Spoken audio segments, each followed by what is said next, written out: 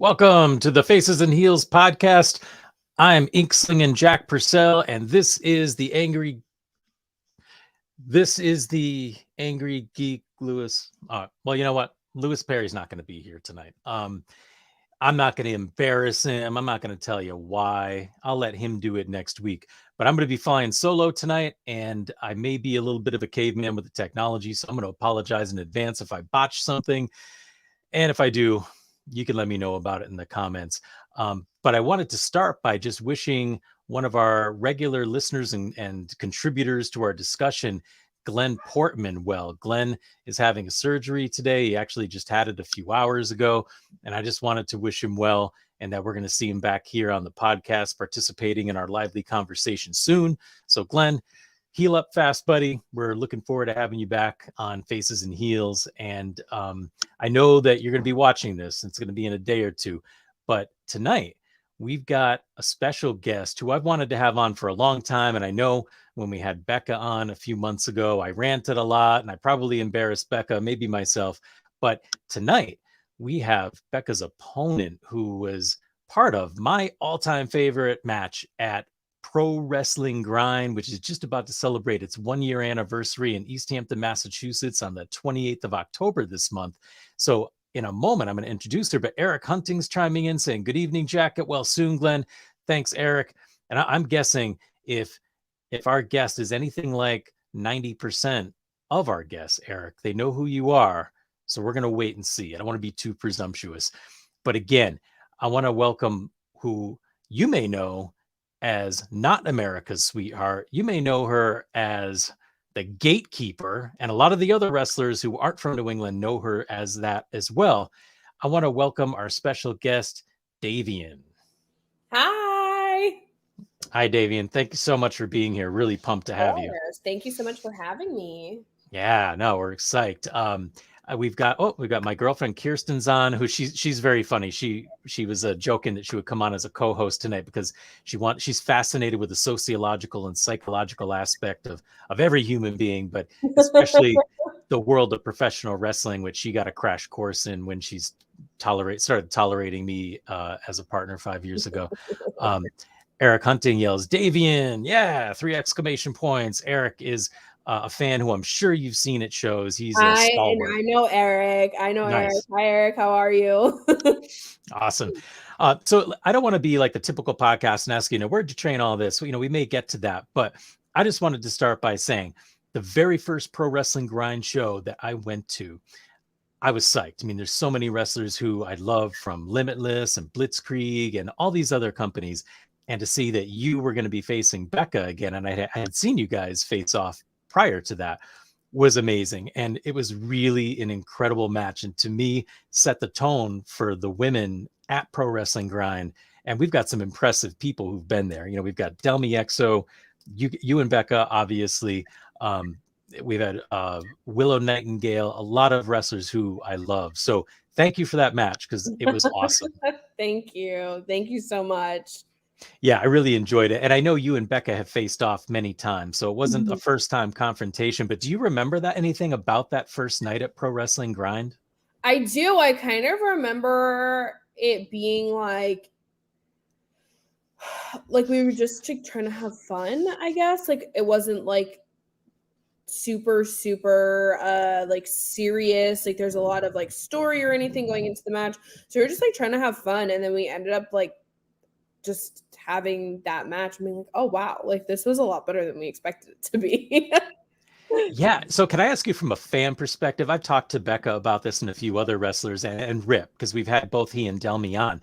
But just as a fan, that very first show I was at, I was in the very front, and I love the presentation of the Pro Wrestling Grind shows. The whole green and black brand. You got those beautiful new barricades that look like Jay Freddy hasn't smashed his head into it a million times yet. And the ring itself, and again, just having been a wrestling fan for a long time and been to a lot of different companies, that ring looks like it hurts more than usual when you take bumps. Like, did you feel like it was different than some of the other companies you've wrestled for? Not that I can like remember. It being worse or better. But the presentation at Grind is really cool. Like you have to give major props to Rip and Delmy because they really made their presentation different from anything that's being seen right now. And like they are two of my good friends. So like I'm, very, very proud of them. Yeah, and I don't know if you know this, but I used to be neighbors with Delmy and Rip up until about 6 months ago. Really? Yeah, it was Yeah, like I my had no nerd idea. it was like my nerd dream. Like I live down the road from Rip and Delmy. It's so great. And then when we had him on, he's like, "Hey, you could just come over here and we'll do the podcast at my house." And we didn't end up doing that. We probably would have drank too much whiskey and beer in any case and would have been Usually what intelligible. happens when you hang out with them, yeah. Yeah. But that match really was phenomenal. And I love Pro Wrestling Grind with the 1 year anniversary coming up. Is that a company that you see yourself coming back to? Because you've wrestled several times there. Yeah, definitely like when my schedule allows it, then I love being at Grind. Yeah. That's great. Because you've been, if you know, I guess I'm not a mathematician, but I think you've been doing this professionally for about a decade, right? It's got to be about the Yeah, anniversary. it'll be a decade in April. Yeah. Nice. That's amazing. I mean, your first match was in Ring of Honor, right? It was, yeah. How Crazy. did that feel? It was surreal. Like I should not have been there. But yeah, it was really, really cool. It was very, very short, a long day for a very short match, but it's something I'll never forget for sure. Yeah, I mean, I don't know what your ambitions were going into it, but maybe we could talk about that a little bit. I mean, did you ever think for a second when you were going on this journey to train and become a wrestler that you'd be in Ring of Honor at all, much less in your debut? Oh, see, when I signed up to become a wrestler, like I thought you like train for a few months and then you just go to WWE. Like that's what I thought you did. Wow. I had no idea. I had literally no idea what the indies were. I had nothing. Nothing. Because at that point, I think WWE was still doing tryouts where you could pay to try out. So it's just like, oh yeah, I'll just train for a couple months, pay to try out, then I'll get a job in WWE, like whatever. And it's not how it turned out at all. Yeah, uh, and I'm fascinated with that aspect of pro wrestling because, again, you could talk about this as little or as much as you want to, but Lewis and I often talk about the parallel worlds of professional wrestling and comic books. And mhm. I know that for me, it felt very similar to pro wrestling, where, I worked in the indies for a long time and I'd be sending samples like a madman and, DC, Marvel, Disney, all these companies. And then eventually, got a break once they saw all these other companies trusted me. And I guess somebody liked me enough to give me a job. And then you get the momentum going. But for you to start in Ring of Honor, I mean, how does it work for you? Like even now, like, and again, you could talk about this as much as or as little as you want, but it's fascinating to me having seen you in so many companies over the decade. How does it work? Like, do you have like a sizzle reel or something? Like, do you reach out to companies or do people just come to you and you book the dates you want to take? It's a little bit of both. So for like Ring of Honor specifically, they just reached out to a New England Pro Wrestling Academy and said they needed a girl for this spot. And I was the only one training there. Oh, wow. So that's how I got that. But it's like at that point, like you start off so high, there was no going up from there. I just had to go down and learn from the bottom. Like I knew I was like, this is not something that I was specifically asked to do. I just happened to be at the right place at the right time. And I did okay. Like if you screw up with the 30-second spot, like that's pretty bad. But it was fine, but it wasn't something I was like gonna get signed off of. And then at that point, like the New England women's scene was kind of down. Sasha Banks had just gotten signed. Mistress Belmont and like Nikki Rocks wasn't wrestling, or she had moved to Florida. Mistress Belmont was here. Alicia was here. And that was pretty much it. So at that point, it's like now every New England indie that's running is gonna just book me just based on the fact that like they want women on the show. So like my schedule got busy, but just because I was just a new face. It wasn't like anything else. And then so I would say like I had like a little bit of a lull for a couple years of just like learning and being new. And then I went to Japan, and then that was like a big up, and then I came back down. And then it's just kind of been like a roller coaster ride, I guess, of just like you get your big up and then you go back down, and then you just try to climb back up the mountain again until you reach your next goal. Yeah, right. I mean, because you've had so much going on. I remember talking to Skylar, that this was maybe a couple of years ago, and I remember she was supposed to be at a Blitzkrieg show in Hartford at this video game convention for a weekend, and she's like, "Oh, well, I'll see you on Sunday," and I was like, "Oh, I'll see you Saturday," and she told me that she was tagging with you against Delmy and Ashley for MLW. Do you remember that match in MLW? I do, yeah. We basically like because we had worked for Shimmer. MLW was trying to build up their women's division, and so Dave Prazak, who had run Shimmer for so many years, just kind of started using the people that he liked from Shimmer, and gave them opportunities. So that was a huge opportunity for us again, that like Dave trusted us with. I don't know like if MLW has continued to book women. Yeah, it's really bizarre. I mean, I was going to ask you about how you felt about that. I mean, I think as a woman, it's not like women don't have enough shit to deal with. It's more complex than men. But like, I remember we had Zeta Zhang on the podcast, and this was probably at the beginning when we were doing this. We launched the podcast about 2.5 years ago. And she had said that she was the first woman who MLW had signed. But with the pandemic, there were all kinds of complexities, as I know you know, and we'll hopefully talk about a little bit. But then I guess her debut got delayed. And at that time, I remember talking to her and saying, like, I'm just a fan. Like, I'm not an insider, but I've never seen a women's match in MLW. So, like, who are you fighting? Like, I like, there is no women's division as far as I know. And I was working with Zenshi. I don't know if you know him. He used to be Shinran and Chikara. Mhm. And yeah, it was just like, God, you guys have women's matches? And so for me, when I heard that you guys were having that tag match, I was like, whoa, it's finally happening. Women are actually getting the spotlight in MLW, which to me was an exclusively men's company. Yeah, I mean, it was a really cool opportunity for us to do that. And I feel like with anything, it's always with a company, you're trying to make money. So if you don't have like, the time that where you're trying to invest in something to immediately make money and it's not working, then it's like, you just go with what works, especially with COVID, like where entertainment took a huge hit. Like I get, you just need your ticket sales up, and maybe they'll come back to it and try to book more women and build up like a women's division. But it was cool to be, part of the attempt, like to be Yeah. on there. Yeah, it was really cool. Yeah, I mean, honestly, aside from your match, there's really, I don't know if I remember any other women's matches from MLW.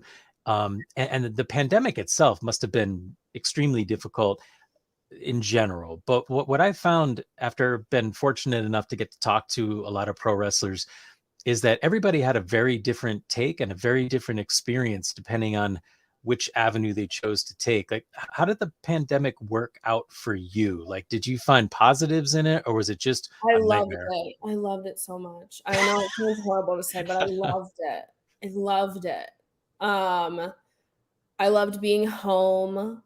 I loved, just I feel like because there was such travel restrictions, like your home promotions that are local could just get to like run more with the studio tapings, and you go and you have more input because it's like, okay, we're trying to map out like a season, and you get more input in your matches, and like yes, the fans are not there, which sucks, like not having that reaction, but there was just so much else to it. Like I don't know, not having to like rush to be somewhere on time, and like having makeup done, and like so much stress that goes into it. It's like, okay, you're just waiting for the camera to go on. and then just, I don't know, just like having more input in your stories and stuff like that, because the thing you get the time to plan when not everything is like, this has to be done on this date and da da da and like craziness. So yeah, I really enjoy pandemic wrestling a lot. That's awesome. I mean, because And for I you, feel like I wrestled a lot more than I did. I Like, was just gonna ask, yeah, yeah. like, well, was your schedule more to your liking during that time? Oh, my schedule is awesome. I was like working a 9 to 5 from home, which I still do now, but just my job is a lot more demanding. And like I could just like punch in and out whenever, you know, I wanted to. I was remodeling my house. Um, and then you just go and you just like get with, it's like basically getting together with a group of your friends, then being like, who wants to wrestle each other? And then just having like all of the matches you've been wanting to have, but because of like storylines or like booking and whatever, you haven't been able to wrestle these people, and then just like having fun. And just, I mean, filming a bunch of matches in a weekend sucks on your body. And it's very draining. It's very long days, but I don't know. I guess it's just like an experience we never thought we would have. So it was just like really memorable and cool. I don't know. I loved pandemic wrestling. Yeah, I mean, I as a fan, I loved a lot of it, and there were things, of course, where it felt strange that there wasn't a live audience reaction. But like with Limitless, I loved the road. Like when that was happening, I really enjoyed that. And it was just so cool to see like all the wrestlers being the only people in the audience and how they were reacting to what Yeah. was happening in the ring. Yeah. I feel like that was a lot of why I loved it so much too. Cause it's just like, they're your peers, and it's hard to get a genuine reaction from your peers. So when they do genuinely react, it's like, okay, yeah, like this is working. Yeah. And the funny thing is about, to me anyway, from my perspective about pro wrestling, is like even with the pandemic, so for you, like you're in the Boston area, is that where you're based? Mm-hmm. So like how long does it take you to get to the Limitless tapings? Like a 4-hour drive, 5-hour drive? Um, yes, when they were in Orno, it was probably like 4 or 5 hours. Yeah. Because I mean, most people like myself will be bitching about like, oh my God, I was in the car for 2 hours, my back hurts, whatever. But like you've got a 4 or 5 hour drive, and then you have to get ready to, like you said, maybe you're taping several weeks worth of material, and then you got to drive back. And if you're dealing with a shoot job, you got to get back to that. For you, like, what was the commuting refreshing just to kind of like be out and get a change of scenery, or was it still just a pain in the ass to have to get in the car and take a long trip? I feel like I didn't hate it as much just because there was like less stress around it. Like, okay, yeah, we need to be there by a certain amount of time so we can start filming at this time. But it was just like, okay, we'll go up Friday night and chill. And you get to hang out with your friends. And I don't know, like, for me, it just felt like summer vacation that I haven't had in a long time. Like, yeah, I get it. There's this like horrible disease going around. But when you take that away, like, it's just like summer vacation. So, That's awesome. yeah, and like everybody followed being safe and stuff. So okay, like it wasn't like, oh, I just need to stay in my little bubble or whatever. It's like, no, we're gonna come up in a pack. Like we all made sure we were tested. We're good. And you can just hang out at the hotel or whatever and make a weekend out of it. And yeah, it sucks to drive 5 hours, but like when you're with good company, it's fine. Like and then you wrestle and you're doing your favorite thing. So yeah, that's why I loved it so much. Just like the camaraderie and like the bonding and just building lifelong friendships as well. And just having a good time. I don't know. I'm in a point in my life I just want to have a good time.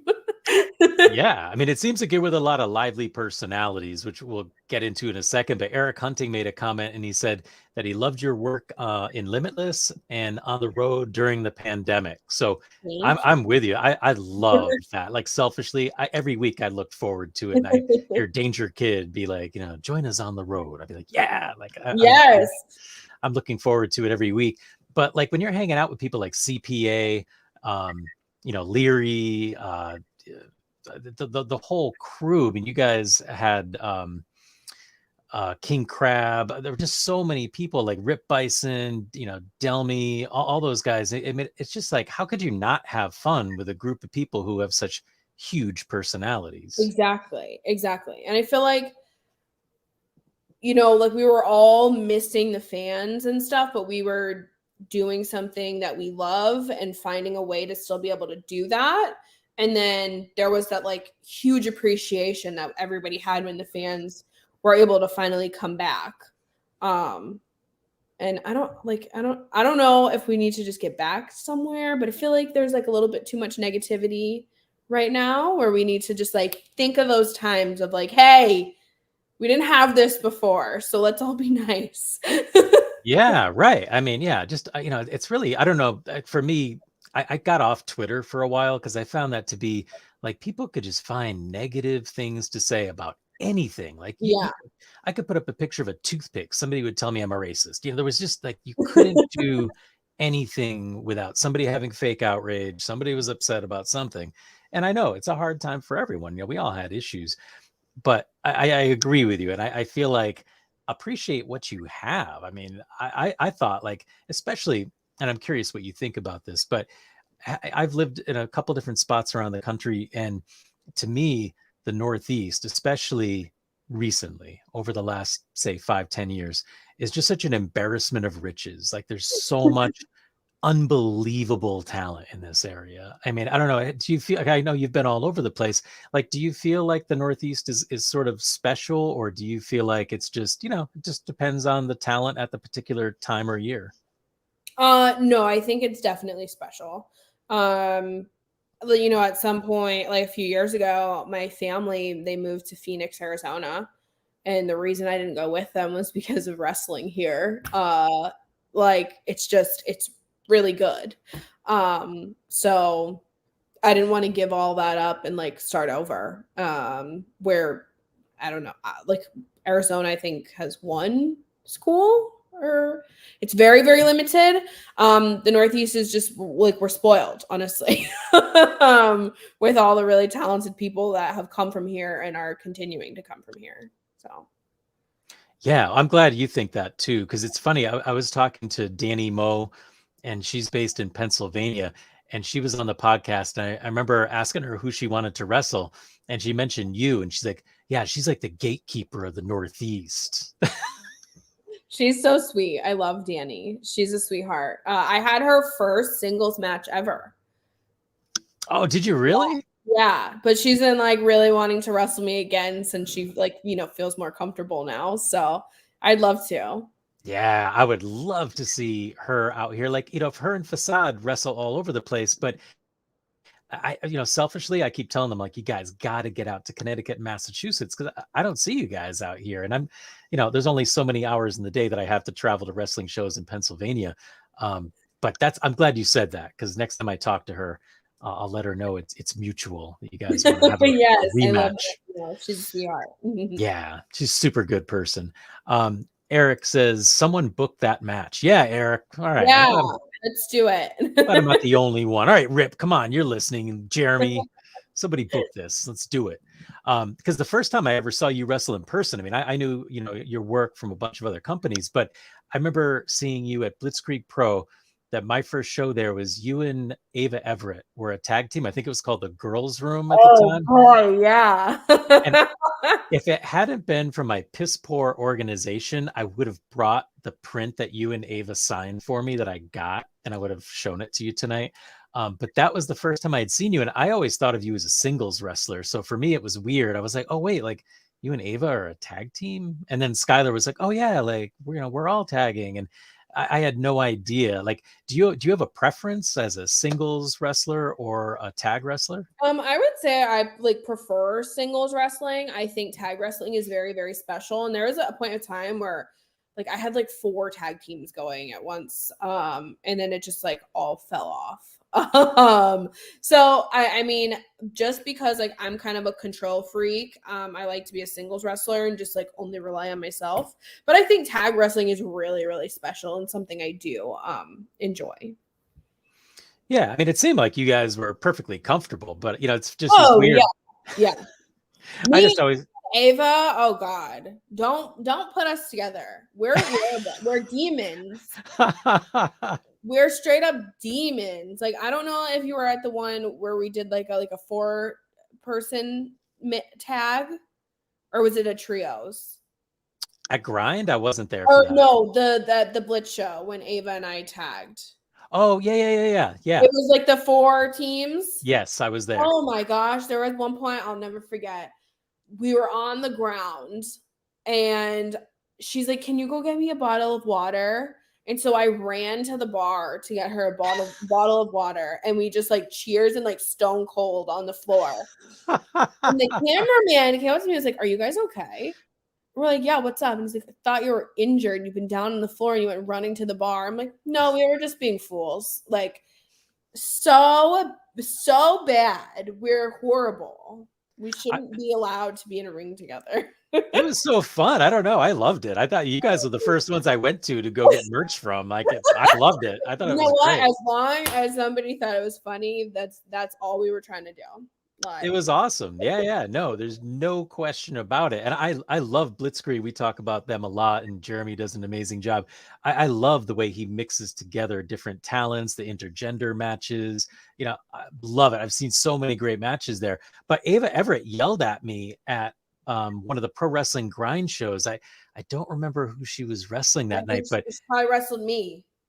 well, yeah, right. She did Yeah, fight you one night. 'cause I think that was the only Oh, grind show that she's done. Yeah. yeah, you're right. You're right.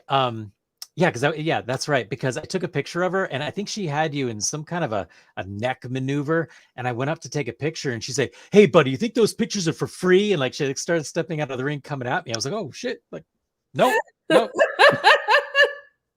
She's crazy. I love her. I love her. She's absolutely wild. Yeah, she's a super Wild. talent, and just the hair alone, you just don't know what she's gonna look like on different No, shows. no. Follow her TikTok. She's on a hair journey.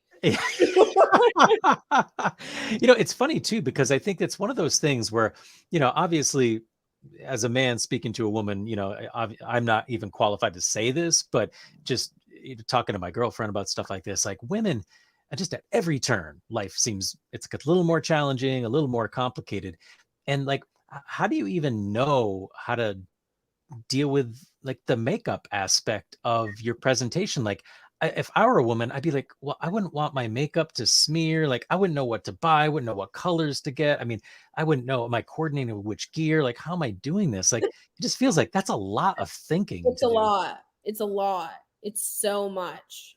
For years, I had no idea what I was doing with my makeup, and now I just take the colors that are in my gear and put them on my eye and glitter. And that's all I do. That's all I have. Like people be like, "Oh my god, I love your makeup." I'm like, "Okay, cool, thanks." There's no science behind it besides this is what I'm wearing. It's going on my eye. That's it. Like It always works though. It's funny because you've got like a wide variety of colors of gear and designs. Like, who comes up with that? Are you an artist? Do you draw? I mean, I know you're an artist in pro wrestling, but are you a visual artist? Do you design your stuff? I wish. I can't draw a stick figure.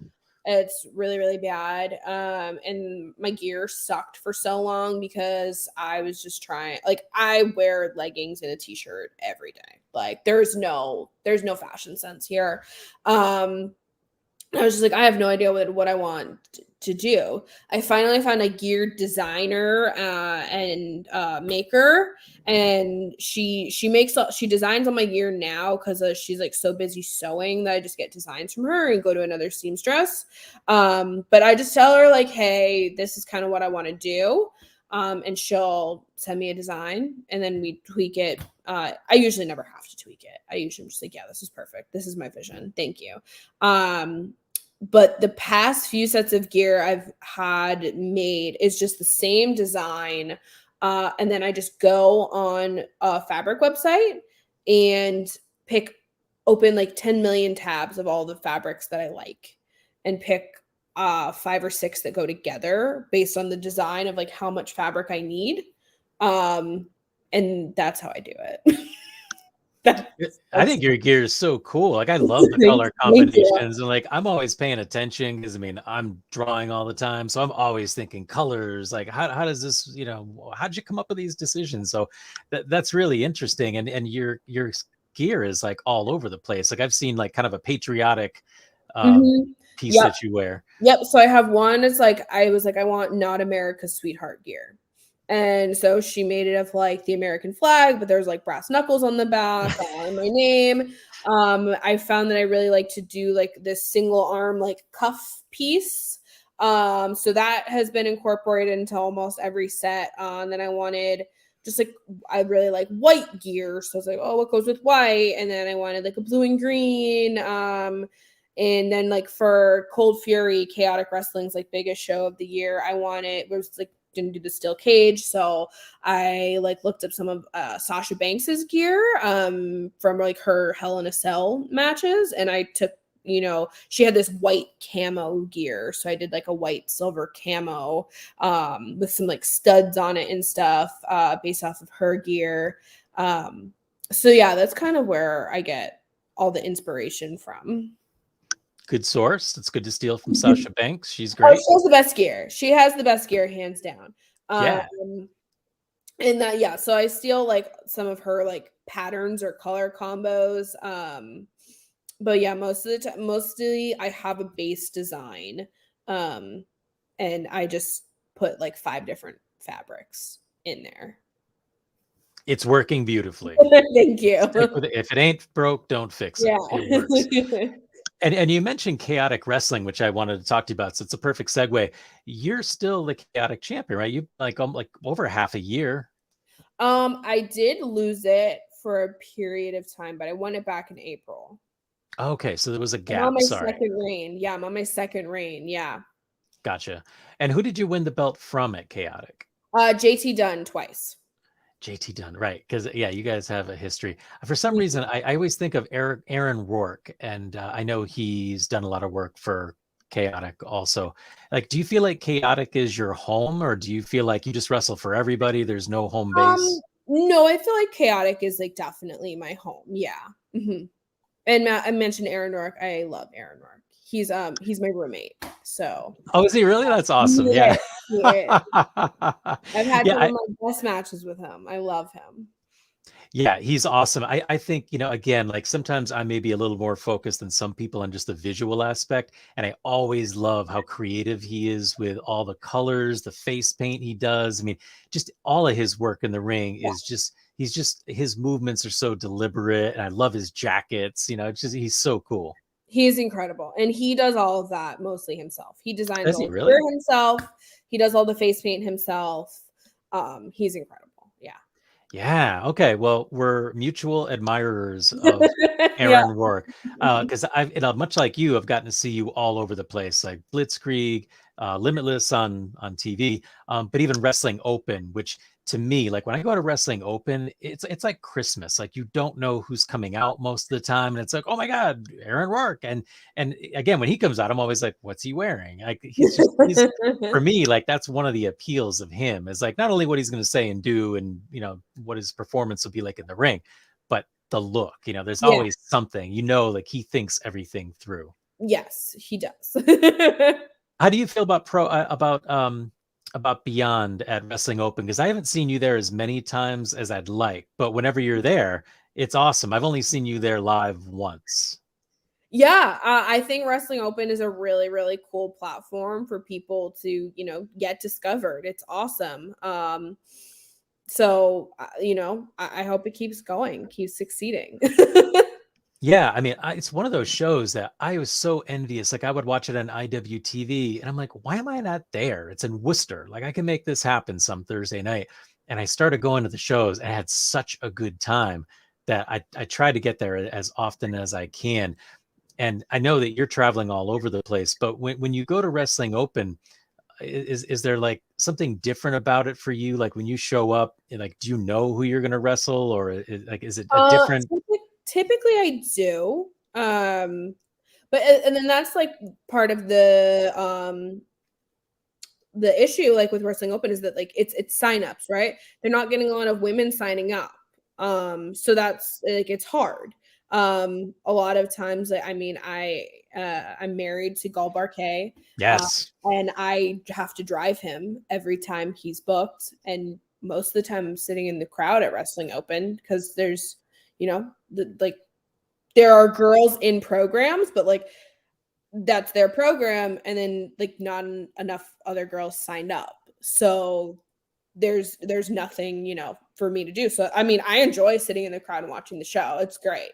And to just be able to like get out of work, bring my computer and sit there and like finish work and not have to worry about anything else, it's great. Yeah. But yeah, it's just like another thing of just like it's a really cool opportunity, and like let's just get some girls signing up. Yeah, big time. Like I'd love to see more women there. I know, Delmi's made appearances there, and a lot of the time I'm excited because I'm like, who's she wrestling? And then, she'll come out with Stetson or somebody, and I'm like, oh, she's not wrestling. Like it's kind of a bummer. Like I wish there were more women's matches sometimes, but still, like I've seen some really strong women's matches at Wrestling Open as well. Oh, definitely, definitely. It's just it's hard when there's a small number, Yeah. you know what I mean? Like to keep it fresh and to keep everybody who's signing up with like a good story and stuff like that. Because that's what they are, they do try to do a lot of storylines and stuff, which is awesome with basically like a weekly sign up and trying to make a weekly show and have it make sense. So I think what they're doing is really cool, giving really good opportunities to people. Yeah, I love what they're doing. And you mentioned in your training, it sounded like you basically train with all men. Is that accurate? Yeah. Mm-hmm. So how do you feel about intergender matches? Like, do you feel just as strongly about wrestling a man as you do a woman? Does it matter? Yeah, I mean, for me, it was just like, why can't I wrestle the guys that I train with on shows? Like, I wrestle them 3 times a week anyway. Why can't I wrestle them on shows? Right. So, yeah, so I'm just like, why limit myself because of my gender? Like, and being like, oh, you can't wrestle this person, or there's no spot because blah, blah, blah. It's just like, I train with these people, so let me just wrestle them. And why limit my opportunities based on, just my gender? So, like, if I can hang in a match with whomever, then let's do it. Yeah, right. It's funny because we had Delmy on a few months back, and she was talking about how they really thought a lot about their first intergender match because they just weren't sure how people were going to react. I mean, especially in this age of cancel culture and people having outrage over everything, they just didn't know, like, was that going to be acceptable for Anthony Green to fight Delmy Exo in East Hampton at Pro Wrestling Grind? And it went off incredibly well. Yeah. People loved it. And I thought that was so great. And I guess if she hadn't said that, I would have never thought, oh, it was such a big decision to wait to do an intergender match at Pro Wrestling Grind. Mhm. And I'd love to see more of it because I thought that was so good. And in my memory, that was, I know you fought Delmy recently at Pro Wrestling Grind, but you've never wrestled a man at Grind, right? No, I haven't. So maybe that's coming up. Well, I hope so. Let me just say, I know Rip and Delmy are somewhat regular listeners. What if, and I don't know if you've even done this before, not like it's a genius suggestion, but have you and Gall teamed up in an intergender tag match before? We have. Oh, really? Yeah. Who did you wrestle? We wrestled Teddy Goods and LMK. Oh, nice. Yeah, and then we also wrestled the Portuguese Princess Ariel and BMT. Okay. And we wrestled Armani Chaos and Randy Rivera too. Oh, wow. Yeah. Wow. I would love to. And what promotion was that for? So it was for XWA, Fight Life, and NCW. We've tagged. Okay, wow, that's really cool. Can I find those on IWTV? Do you know? I don't know. I think the XWA one was on Fight. Um, but I don't know about the other two. Uh Fight Life is on High Spots. And NCW, maybe YouTube? Maybe YouTube? Okay. I'm All not right. sure. I'm gonna look. I mean, I should have disguised that question like for our fans, but it's really for me. Like I wanna see that match because I really like Gall a lot. He's somebody who I want to have on the podcast eventually too. Because when I first saw him at Wrestling Open, I was like, whoa, who's this guy? And I didn't know his work. And so yeah, he promotes himself as an action figure, which is totally Yeah. appropriate. Yeah. Yeah. And I'm like, that's what you look like. Good job. Yeah, no, totally. Like no Yeah. one's gonna argue with that description. Yeah. No, not at all. Unbelievable. Yeah, he seems like a really cool dude. Obviously, you agree. Um, Eric Hunting says Davian versus Smart Mark at PvP was an amazing feud. I did. I feuded with Smart Mark for like a couple years. Was it fun punching him? It was great. He seems like one of those guys you might want to So punch. punchable. Yeah. And I know that you've had a few matches at AEW. What was that experience like for you? Like, how did that work? Did they just call you one day and were like, "Hey, we need you down here"? Uh that I had actually like reached out the first time. And then they hit me back with a date and I was like, "Oh, wow, like this is actually Nice. happening."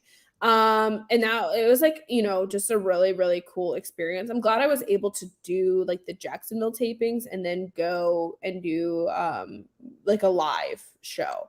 So I've gotten, both experiences. It's very very busy.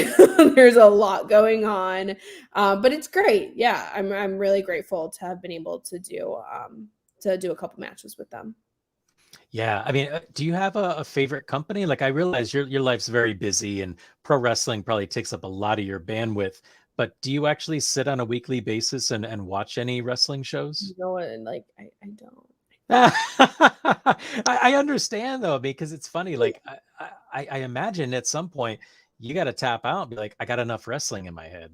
Yeah, like honestly, it's just to the point where it's like it's not like there are some things that can make me like feel like a fan again, but it's very rare. So I don't want to just have to like sit and study and critique when my brain just needs a break. And so I like to like watch my shows and what's going to like take me away from it. And I also feel like I get more creativity and more like inspiration from watching things in like pop culture than trying to add to like my character from watching wrestling. If that makes sense.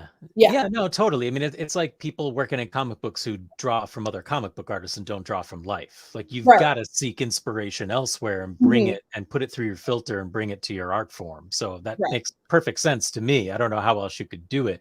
So do you have like a favorite genre, favorite movie, TV show? Um, I really like trash reality TV. Um, I really like murder mystery.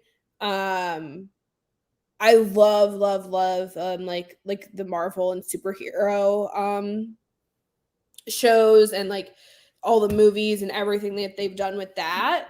Um, so yeah, so I draw like pieces from a little bit of like everything that I watch. Gaul and I are watching Friday Night Lights right now. Oh, I was nice. like at least an older show for him. I watched it when I was in high school, but like I was like, I feel like he'd like this show. So we're watching that right now. And that's the obsession right now. Oh, right on. That's awesome. Can I just make a suggestion? If you haven't seen it, unless you hate horror, Werewolf by Night is the new Marvel one shot that's on Disney Plus is Okay. awesome. So Like good. how scary is it? It's like a tribute. It's sort of like an homage to the like 50s, 60s black and white horror movies. Okay, I think I can handle that I think you'll love it. And if because you I get scared like really easy. Yeah, well, you know what? My girlfriend does too. Like, as a matter of fact, like we'll watch a show and she'll have to pause it and be like, "Oh my God, I'm really stressed. I gotta stop." And I'm like, "Oh my God, it's gonna be like my, 100th birthday by the time we finish watching this Yeah, like episode." Aaron Rourke made me watch The Conjuring the other day. And then we finished the movie and I was like kind of okay. It was much more just like waiting to be scared. And then he was sitting on the counter in our kitchen and like was looking at a fly and I thought he was pretending that he was like possessed by a demon. And I was like, "What are you doing?" And then he knew that I thought that he was being possessed by a demon. So he just like milked it. And then so I hit him. And then he was like, "Oh my God, you just slapped me." And I was like, "Why are you pretending that you're possessed by a demon? It's not funny." So yeah, that's usually what happens in our house when we do scary things. They try to scare me more. But I feel like I would be able to handle that. I think you can. It's really fun. And if you have any nerdy knowledge about the comics at all, I don't know if you've ever been a comic book reader, but there's a character who turns up who's so awesome that you don't expect. It's a Okay. really cool surprise. All right, I'm gonna need to check it out Yeah, then. yeah. And if you really hate it, next time you see me at a show, you can hit me with a chair or something. I'll I'll take it gladly. I'll probably like the story, but it's just like the scary. I don't like being scared. Yeah, That's it's not that's what that brings bad. me some horror, you know? Okay. Yeah, no, I totally hear you. I think it's done in a way that's just such an obvious tribute to some of the old movies. Like, there's no jump scares, there's nothing like that. Oh, perfect. There's a few scenes with some violence, but it's quick and Mhm. it's all good. Okay. Um, there's a show called Bad Sisters, which I would totally recommend. It isn't reality TV, but it's a really fun story about these four sisters who want to kill one of the sisters' husband. Oh. It's awesome, and it takes place in Ireland, so, like, this the whole culture of it's different. It's Oh, I really, love really that. fun. Yeah, I think it's on Apple TV. If you I Oh, don't know. okay, cool. Yeah. Yeah, so there's Apple my has recommendation. some really good shows. What's the one? The soccer one. Oh, yeah, yeah, my girlfriend watched that. I can't remember the name of it. I didn't watch Oh, it. it's like Ted Lasso. Yes, yes, That's a yes. good show. And then they had that Chris Evans one, Defending Jacob, which was really good too. Yeah, I like Yeah, those. Yeah. there you go. I think Bad Sisters, you're gonna dig it, so Okay, maybe cool. Thank you. Gall may enjoy it too, so I don't want him to hit me with a chair either, but I'll take it if you guys hate it. Um, but I guess here's a question. I wonder how you feel about it. And I think, like, Skylar, when she was on, we talked to her about this and she had a really interesting answer. But again, like, I don't know how much you follow it, but for me, I want to love WWE because that's really what got me into wrestling initially, along with some NWA. And I just found that it to be relatively unwatchable over the last couple of years. And then after Vince McMahon retired and Triple H took over, I found it to be like captivating again and like has a different energy. And like I really want to love it again. And also, even with NXT, like when they did the whole rainbow rebranding, I was just like, oh no, like what are you doing to my favorite people?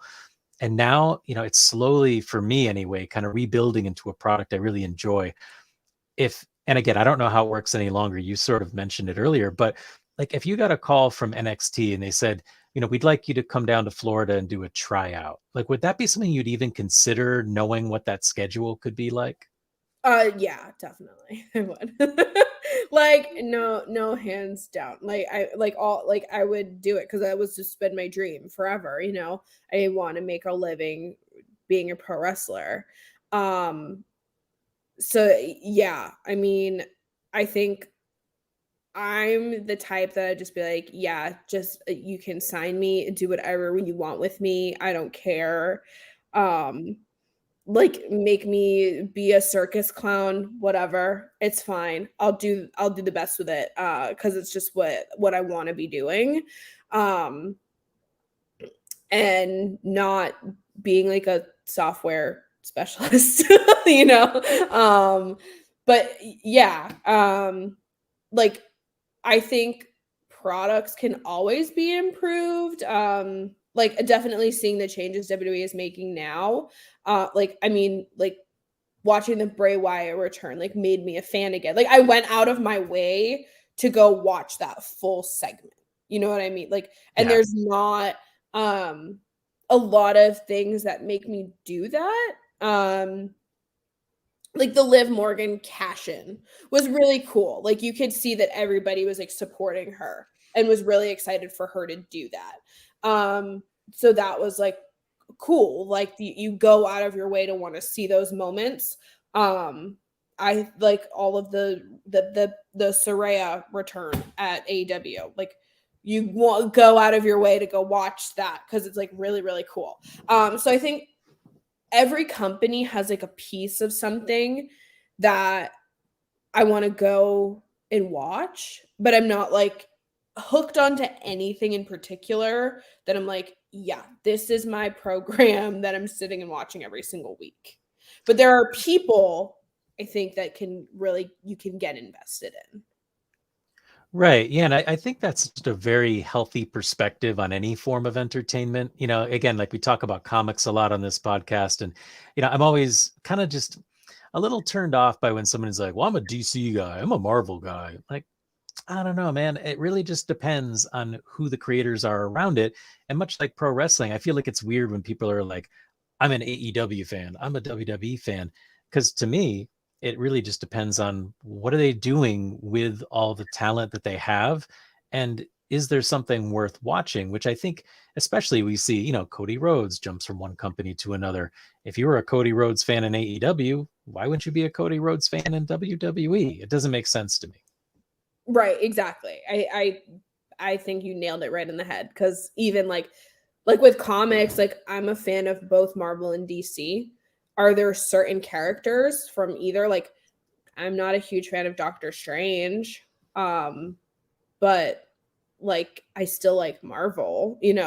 I didn't think all of like the DC movies hit, but like I still really like Superman and Batman, like because you're just fans of them. Yeah. So like that's just what pro wrestling is, and I feel like people just like kind of they're just like, no, I just need to be loyal to something, and it's like, no, like there are people who are really talented, and I mean, I'm a Randy Orton diehard. Has every single one of his stories been like so captivating? It's the best thing on the card? No, but he's still really talented. Like, and I enjoy watching him. I'm not going to not be a fan of his because one of his matches wasn't like a 5-star classic. Yeah, right. And it's funny because like I have a 15-year-old son and he really just knew wrestling as WWE. And I started taking him to the indie shows and like he loved CPA. Like CPA was like his favorite guy. And it's just so funny to see like him open up to this whole new world of like, oh wow, like CPA versus Alley Catch. Like, holy crap, a man's fighting a woman. Like he had never seen an intergender match before and he loves it. So it's just been so cool to see how somebody can be accustomed to one particular version of an art form like pro wrestling and then get introduced to another and have the same love for a different aspect of it. Yeah. Yeah. And I feel like that's what's important. You go out, you explore what else is there. And like you can spend your money on what you want to spend your money on and like just enjoy it, Like I think people have forgotten that. I think that's one of those things that we talk about a lot here. It's just like, just enjoy it. Like pro wrestling isn't meant to be overthought. It's not meant to be a Neil Gaiman novel. It's like a lot of like comics. It's anything, any kind of fandom. Like just enjoy it. Like you yeah. don't need to be loyal to a brand. Like I just think some people are so desperate to feel a belonging that they have to like put their flag in the ground and be like, I'm WWE. Like unless you're an investor in it or something, like I don't get Then you're not. you're not. You're not. Just enjoy it. It's Yeah. fun. And it's cool to like them all. It's totally cool. Exactly. It's exactly. So here's the thing I really miss is you mentioned Shimmer. Do you think that Shimmer will ever make a return? Because I really enjoyed it. I hope so. I we did 2 Shimmer shows or 2 Shimmer weekends, and they're awesome. So yeah, I think it was like a huge platform for women. So I think it would be awesome if they came back. Did you ever work for Women of Wrestling? Wow. No, I have not. Because that was another one that seemed to sort of die with the pandemic, unfortunately. Yeah, I want to say that they just wrapped their filming for like their newest season or something, and they're starting to air episodes. Oh, okay. Oh, good. Well, that's a pleasant surprise because Yeah. we had Karen Tran on as a guest, and it was really cool hearing her passion about it. And she had this faction she was part of, and we talked a lot about that. So I'll have to get hooked in because that I'd love to see more of that. So here's a question too, and I know everybody thinks differently about their future, and you've already had an amazing 10 years of all the companies you've worked for and the work you've done with all these different wrestlers. Do you have any specific goals as we're sort of approaching the end of 2022? Is there like any specific opponents you want to face or a specific company that you really want to work for that you haven't? I think right now, like I'm approaching just like getting to the end of this year and then just being like, I need a breather. Like life has gotten really crazy. Um, and I just feel like I've had some like nagging injuries and stuff that I'm just like, I'm just gonna take a beat for myself that I have never had in 10 years and then refresh myself physically, mentally, and then see where I'm at. Like maybe there'll be a big crazy comeback or maybe there won't be. I don't know. My mind is leaning towards like we're going to go full force in like 2023 after like I don't know. I have a surgery scheduled at the end of the year. So I'll probably have like a month or two of recovery. But yeah, so that is my plan for like the next year and then just trying to just like come back refreshed and not so burnt out.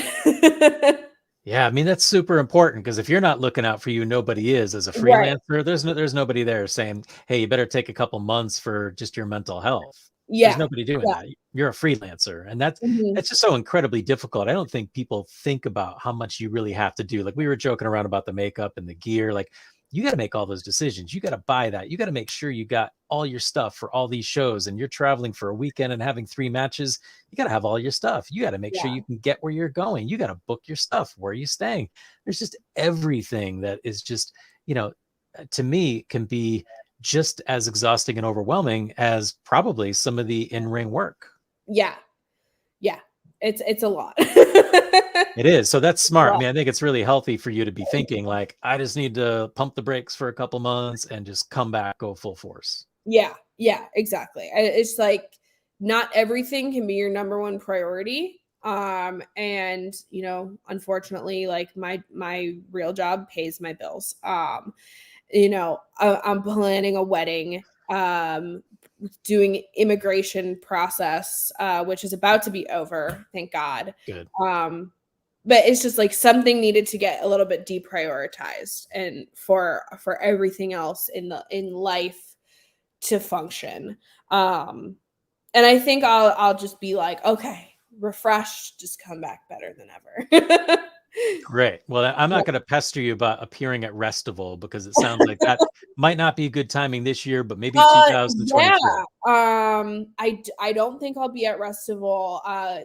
Gall should be at Restival, hopefully. But no, I'm having surgery on December 30th. So, Oh, yeah. um, Okay. Yeah. yeah, I don't think I will be there. And it's funny, last year I was scheduled to have like 4 matches for Restival, and in my second one, I dislocated my jaw and got a really severe concussion. So I don't think Restival's like good for me. Yeah, good call. Good call. There's plenty of other places that you can get in fights with people who want to break your jaw. Exactly, exactly. So I'm gonna sit with this one out this year, but who knows? Maybe at the end of next year, I'll be on every single show at Festival. Who knows? Awesome. Well, good. We'll be looking for you because we got Grind joining them this year, so we're excited about that as fans. Eric Hunting had one more comment that said he can't wait to see you again. So I want to make sure Thank you, Eric. I Can't read wait that to one. see you too. Eric is like one of our favorite listeners. He always knows about all of our guests. He always has some inside information. But we're kind of running out of time. If you don't mind for a moment, just hanging on when we go off the air, just wanted to say a quick goodbye. I won't hold you up too long. But is there anything that you want to promote that our listeners can like? Where can they find your merch? Where can they see you appearing for the remainder of the year? The remainder of the year, next next week. Chaotic Wrestling, October 28th, and then Lucky Pro Wrestling on October 29th.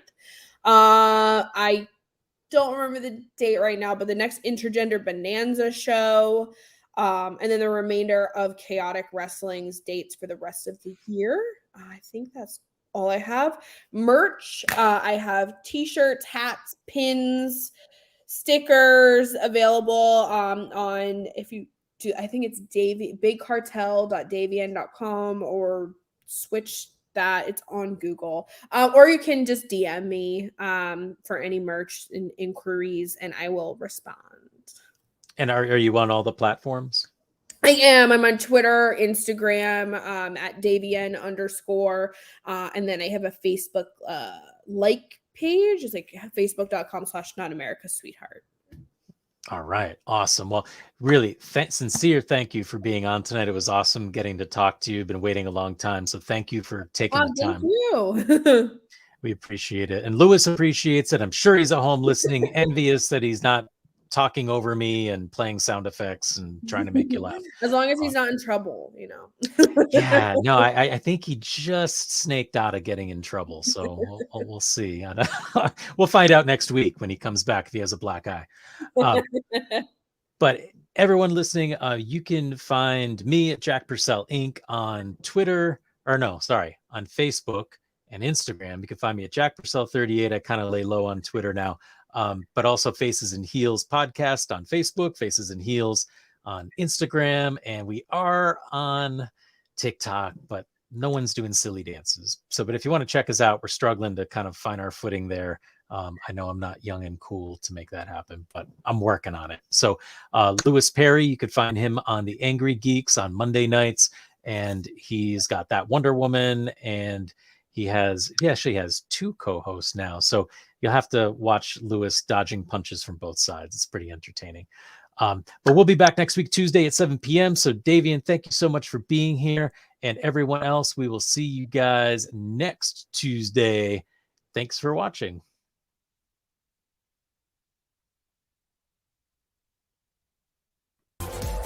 You have been watching The Angry Geek Show on Pod TV. Visit our website today. And for guest bookings, email us at theangrygeekshow@gmail.com today.